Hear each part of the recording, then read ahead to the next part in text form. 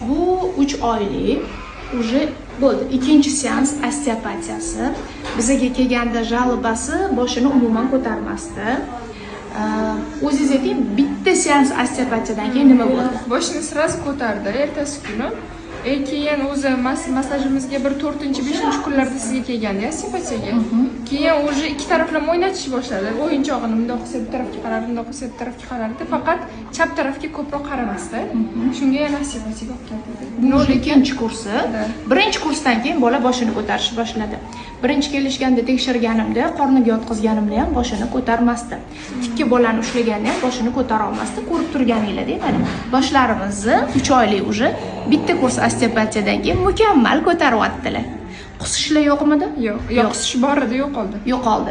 Qusish ham yo'qoldi. Uyqusi qanaqa bo'ldi? Uyqusi har massajdan keyin bir 6 soatlab uxlaymiz. Yaxshi. U massajni kuchi, u osteopatiyaniki.